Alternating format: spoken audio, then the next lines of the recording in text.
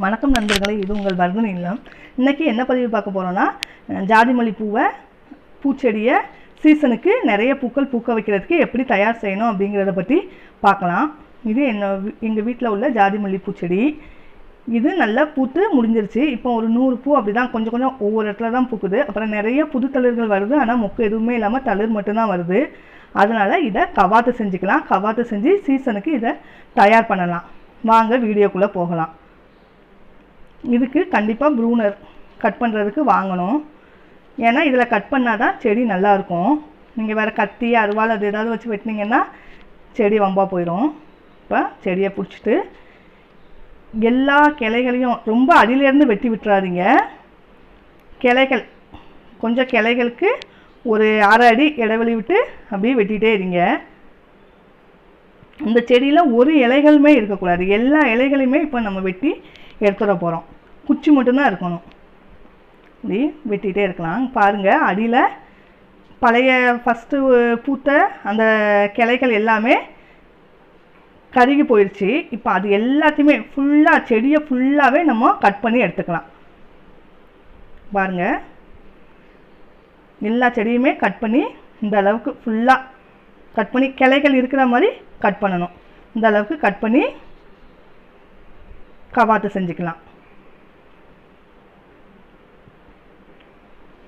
ஒரு இலைகளுமே இருக்கக்கூடாது. இப்போ நான் எங்கள் வீட்டு பின்னாடி இன்றைக்கி ஒரு மாதத்துக்கு முன்னாடி கட் பண்ணி விட்டேன். இதே மாதிரி கவாத்து செஞ்சு விட்டால் ஒரு ஜாதி பூவை காமிக்கிறேன். இது 1 மாதத்துக்கு முன்னாடி நான் கவாத்து பண்ணி விட்ட ஜாதி பூவு. இதில் எவ்வளோ தளிர் வந்திருக்குது பாருங்கள். இது தளிர் வர்றதுக்கு குறைஞ்சது ஒரு 15 நாள்லேருந்து 20 நாளாவது பிடிக்கும். இதுக்கு டெய்லி தண்ணி ஊற்றணும். நீங்கள் மரத்தை வெட்டி விட்டுட்டோமே அப்படின்னு சொல்லிட்டு தண்ணி ஊற்றாமல் இருக்கக்கூடாது. ஈரப்பதம் எப்போவுமே மண்ணில் இருந்துகிட்டே இருக்கணும். அளவுக்கு அதிகமாகவும் தண்ணி ஊற்றி விட்டுறக்கூடாது. அளவாக தண்ணி டெய்லி ஊற்றி விட்டுகிட்டே இருக்கணும். நம்ம வெட்டி போட்ட அந்த இலைகளை எல்லாத்தையுமே ஒரு 10 நாள் காய விட்டோன்னா அப்படியே எடுத்து அந்த கிளைகளை அப்படியே உதுத்து விட்டோன்னா இந்த இலைகள் எல்லாமே உதிர்ந்துடும். இந்த இலைகளை எடுத்து அப்படியே நீங்கள் செடிக்கு அடியில் போட்டு வச்சுக்கோங்க. இது உங்களோட அடுத்த சீசனுக்கு ஒரு 3 மாதத்தில் இது மக்கி நல்லா செடிக்கு உரமாயிரும். அதுக்கப்புறமா ஒரு 20 நாள் முடிஞ்சு கொஞ்சம் தளிர் வந்த பிறகு ஒரு 1/2 கிலோ அளவு, இது என்னோடய செடி கொஞ்சம் பெரிய செடி, அதனால் ஒரு 1/2 கிலோ அளவு நான் மண்புழு உரம் எடுத்துருக்கிறேன். அப்புறம் கொஞ்சம் ஒரு கைப்பிடி அளவு கடலை புண்ணாக்கு எடுத்துருக்கிறேன். அப்புறம் கொஞ்சம் ஒரு அதுலேயும் பாதி அளவு வேப்ப புண்ணாக்கு எடுத்துருக்கிறேன். இதை கலந்து செடிக்கு வச்சு விட்டுடுறேன். அப்புறமா பூக்கிறதுக்கு இன்னொரு 3 மாதம் கழித்து இதே மாதிரியே மண்புழு உரம், கடலை புண்ணாக்கு, வேப்ப புண்ணாக்கு இதே மாதிரியே வச்சு விடுங்க.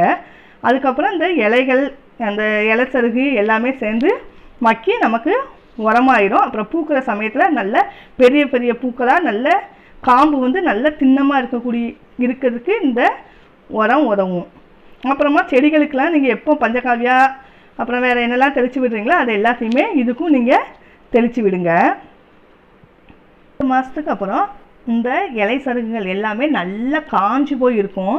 அதை அப்படியே கையை வச்சு நல்லா உதுத்து விட்டிங்கன்னா பொலிசாக அப்படியே ரொம்ப தூளாயிரும். அப்புறமா அதை மண்ணோட சேர்ந்து கலந்து விட்டுக்கோங்க. அது நல்ல உரமாக இருக்கும்.